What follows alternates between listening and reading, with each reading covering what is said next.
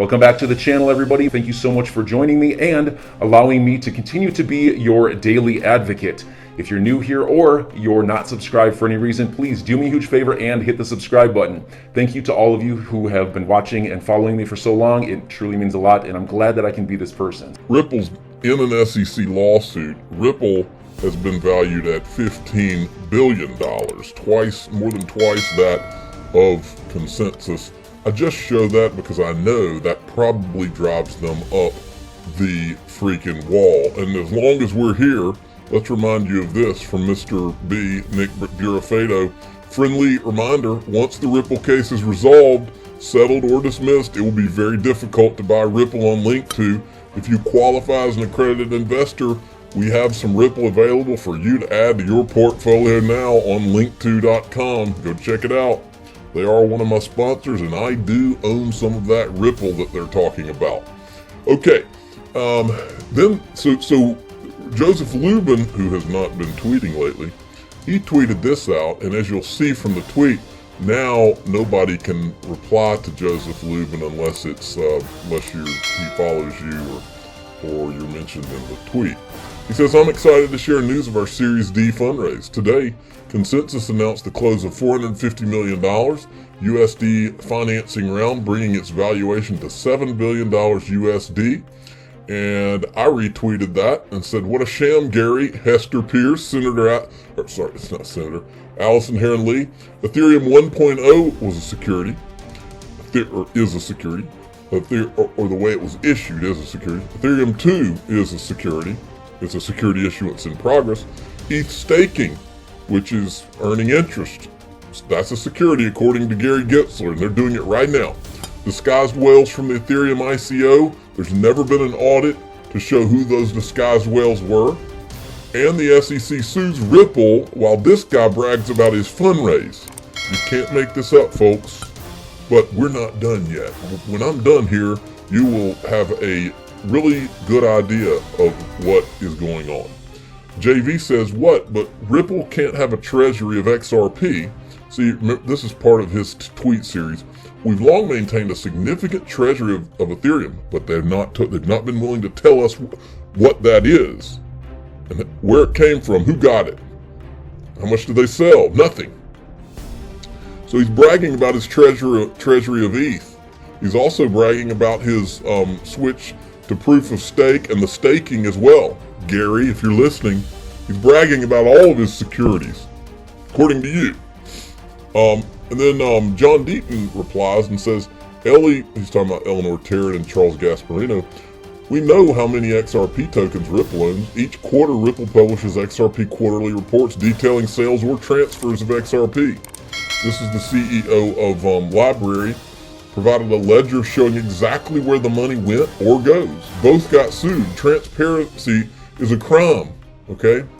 Now, Blockworks put this out today. JP Morgan, from crypto to skeptic to joining the metaverse. No, this is wrong. This is just what they put out, okay? They're talking about how Jamie Dimon in 2014, Bitcoin's terrible store of value. Bitcoin will not survive. Bitcoin is going nowhere. Jamie Dimon says Bitcoin is a fraud that will eventually blow up, has its own crypto, and it's starting real-world trials. And then, anyway, at some point in here, in this whole timeline, but here's the crazy part, folks. We know that somewhere right in here that JP Morgan was because Joseph Lubin said it on several occasions. We know that somewhere right in here, while he was sowing all these seeds of doubt about Bitcoin, which at the time was kind of the representative of the entire industry, it was like still is kind of like that. But he was sowing seeds of doubt there while getting you to stare at him what he's saying about Bitcoin, while over here with the other hand, they were working with the guys from Ethereum since before the launch of Ethereum. And I'll ask again, who are the disguised whales in the Ethereum ICO? Okay, we'll keep asking that. Then there's this. Remember the other day, March 1st, blockchain company Consensus faces multi-billion-dollar audit as shareholders claim board breaches fiduciary duties. And the problem they had is this. Consensus Software in exchange for 10% ownership of CSI and an offset of $39 million loan by founder Joseph Lubin, internally codenamed Project North Star. The transaction resulted in legacy financial institutions such as JP Morgan Chase acquiring an influential stake in MetaMask and Infura, two of the most widely used infrastructure tools in Ethereum. 1 year later, this intellectual property was used to raise funding for CSI at a valuation of $3 billion, with rumors of a $7 billion valuation of the current round, which is today. Okay? And then there was this guy's tweet. Ethereum is a Trojan horse for tyranny. Consensus owns Infura, MetaMask, JP Morgan, UPS, and MasterCard own Consensus. 99% of EVM transactions go through Consensus. DeFi is captured by VCs and banks. His words, not mine, folks. Only Bitcoin is government resistant. Ethereum is not even insider resistant. And then I put this out today. This is a video clip. I want to read this to you, and then I want you to watch the video clip. Now, if this video clip gets hit with a copyright, because I could get hit with copyright by playing this in the video here. If I do, you're not going to see it. And so if I do get hit with copyright, I want you to go into my Twitter feed and watch it. It's a must watch. It's Joe Rogan interviewing this guy, and somebody had put this together. If you wanted to now think about what they did with the whole Ethereum thing. The SEC we know that they got with people at Consensus, all these lawyers, all these people. They created this thing that they've been touting ever since. It's like a drumbeat. Decentralized, decentralized, decentralized. In other words, we say it enough and everybody will eventually believe it. Even though it's not true, they're not decentralized. But if we say it and we say it and we say it and we say it, and Joseph Lubin called it creating his own reality. He said we knew that if we were in a time where if we explained to people what this is, we could create our own reality, is what he said. Okay? And I said, if you wanted to maintain central power, because we know JP Morgan was involved in Ethereum from day one, before the launch, okay? If you wanted to maintain, and we also know that JP Morgan was represented when the Federal Reserve was created, right? If you wanted to maintain central power, what would be a genius way to keep it when you feared a decentralized world was coming? Create a movement and call it decentralized when it's really a Trojan horse. Hell, maybe even get the SEC to make a decentralization speech, give a Bitcoin and Ethereum a free pass, and then slam the door on all other crypto, thus giving you a monopoly. And now watch this video. I believe we're in a moment of the Gutenberg press. Go back to when the printing press was invented. Technology disrupts power structures. It always has. Printing and its invention was a new technology. What happened when they invented the printing press? The power structures who up until that point were reading the Bible for you and were telling you that you got to pay this priest X amount of favors and he'll forgive you your sins. And that became a bribery system, right? Which is what Martin Luther was so upset about when he pinned his thesis to the wall. The printing press disrupted that power dynamic because people could read the Bible for themselves. And they began realizing that the power structures were manipulating what was written to control people. Now, nobody in hindsight is going to argue that printing and its invention is a bad thing for humanity. But at the time, it led to war. It led to the 30 Years' War in Europe. Because it disrupted power so much that people began rising up, and it led to this 30-year period of war, which eventually led to the Reformation, and the rest is history, right? What's today's Gutenberg press? The internet. The decentralization of information, and then because of that, the decentralization of currency in the form of crypto is disrupting power. Because the way that after the revolution of the Reformation, the printing press, control was still possible, though obviously not to that level, which is why we no longer have those absolute monarchies. But control in a nation-state context was still possible to an extent because the money supply was controlled. Now what's happening is that the invention of the internet, with the decentralization of information, and in particular here the decentralization of currency in the form of cryptocurrencies, is disrupting those power hierarchies, and it's leading to this conflict now. And we're in a moment when the printing press was invented, the powers that be needed to try and hold on to that power as the 30 Years' War kicked off. They eventually lost it, but to hold on to it, they became very brutal because they were losing their grip on power. Today, to have the infrastructure in place that you can have a checkpoint Charlie society, so that when the central banking digital currencies are in place, that infrastructure is already there because people were so scared they voluntarily allowed you to put that in place, so that you can maintain your grip on power, because what's coming around the corner is the decentralization of everything, of media, therefore of narrative, and of course remember, whoever defines the truth gets to define reality. Decentralization of the economy through crypto. You no longer have the power to define the story and control the money supply. So the powers that be, who are losing that power, need to clamp down.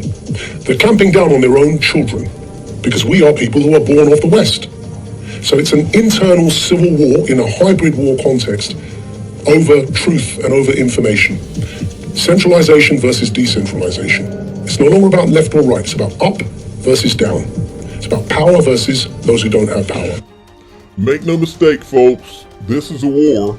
This is about truth. This is about this is about wanting our children to live in a world of truth instead of a world of lies, where they're nothing but a bunch of guinea pigs that are herded into wherever these people, these sickos, want to herd them.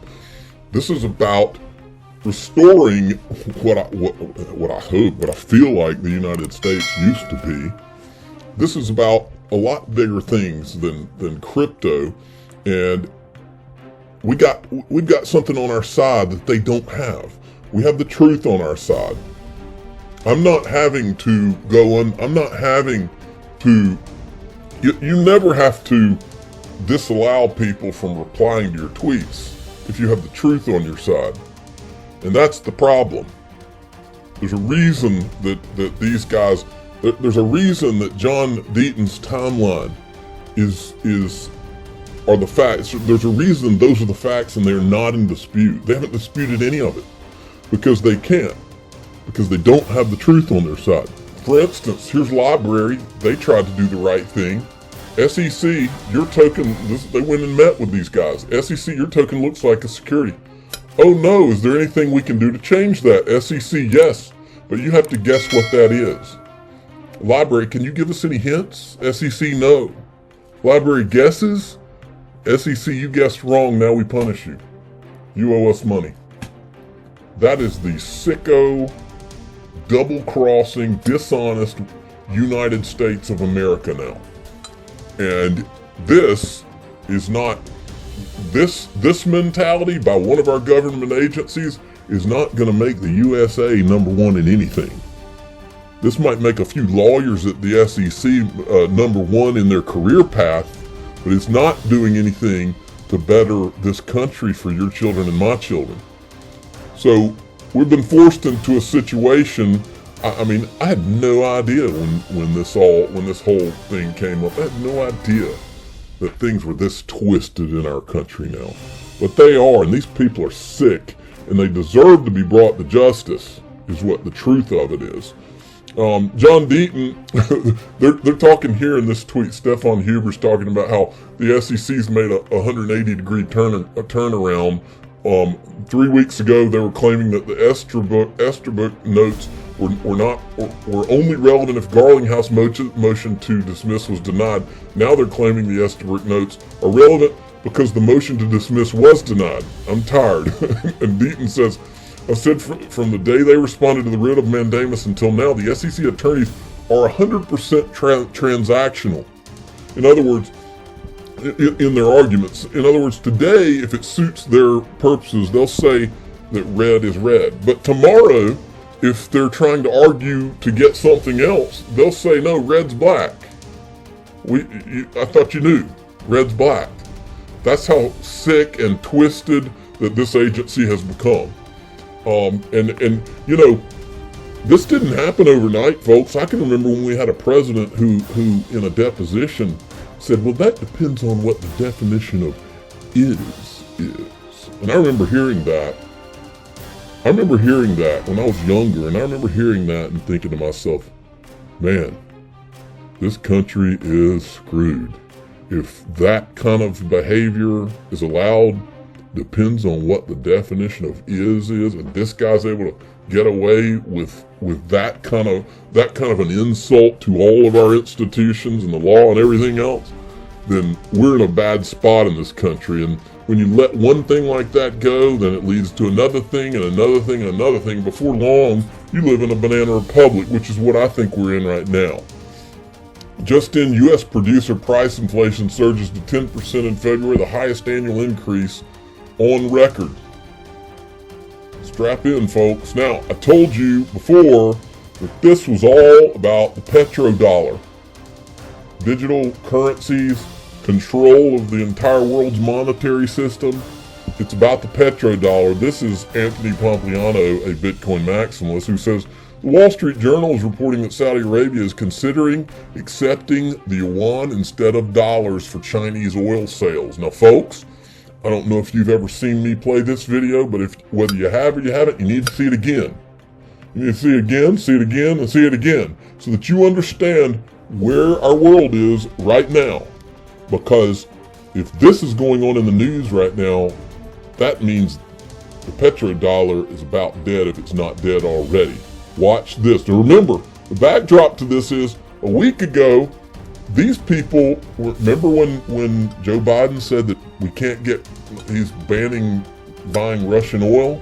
Remember how he went and tried to go, I think it was to Saudi Arabia and to the Middle Eastern countries, and they wouldn't return his calls, wouldn't answer him, and now they're talking to China?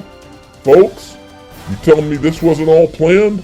Now I want you to see how important the petrodollar is to the U.S. The standard of living of all Americans can be traced back to here, the vast oil-rich deserts of Saudi Arabia. In the early 70s, after the Arab crisis happened with the oil embargoes, OPEC basically tripled the price of oil to the Western world.